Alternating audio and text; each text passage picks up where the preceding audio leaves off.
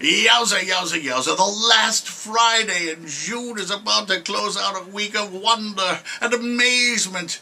I wonder what happened, and I'm amazed we made it through it.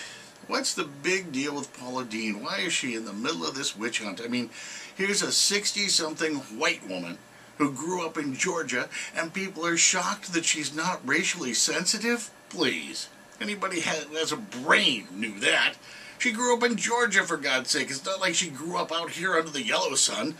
I'll never forget my friend Michelle.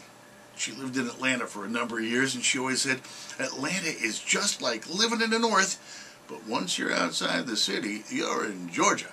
And that is not the place if you like to be thinking. And you can't think about Paula Deen without thinking obesity. And you no longer have to feel bad about being a fat tub of goo. Obese is now an official disease. Yes, a disease. What are the symptoms? I think it has something to do with Twinkie and ho-ho breath. Only in America. Nothing is your fault. It's always someone to blame, or in America, someone to sue.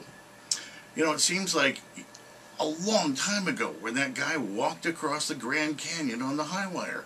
And yet it was just last Sunday. That's how fast things move. Did you see that? I mean, it was pretty amazing. And he spent the whole time walking the wire talking to the little baby Jesus. At one point he even said, "Oh Lord, calm the winds so they don't move the wire." I can see it now.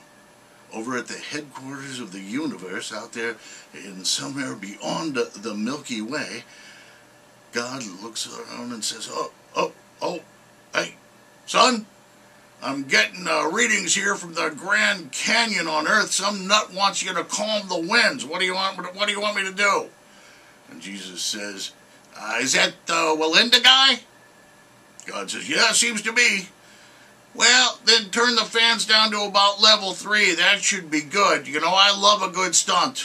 I mean, walking the wire, it's no raising Lazarus, but it's good for those little puny human brains. That remind me really of smart monkeys, don't they, Dad? Don't go there, son. You'll upset Pat Robertson.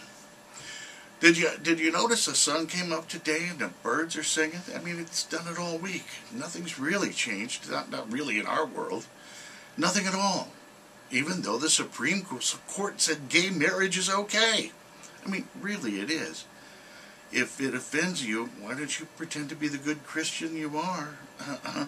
And let it go. Let God take care of it. I mean, an omnipresent, all-powerful being could certainly take care of a little thing like gay marriage. I mean, he could smite them like he did in the Bible. Oh, wait, he doesn't do that anymore, does he? Wonder why. It's probably for the same reason there's no giant beanstalks or sleeping beauties or pumpkin carriages.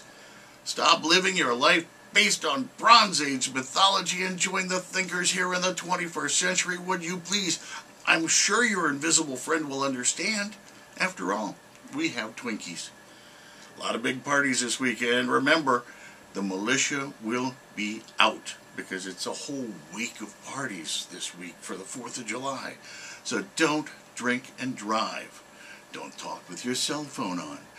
Don't drive without a seatbelt. Just don't do those things. Drink and stay put. Make them fix you breakfast in the morning. And let the person who is the most sober, I would say let a sober person, but let's not shoot for the stars here. Let the person who is the most sober light the fuses on the fireworks. And if you're a parent, if you hear the words, "Hey everybody, look at this," it's time to get the little children away because something bad is about to happen. So what do you say we get to it? Get to picking out and porking out and freaking out for this. The last weekend of June is now in session, and you've gotta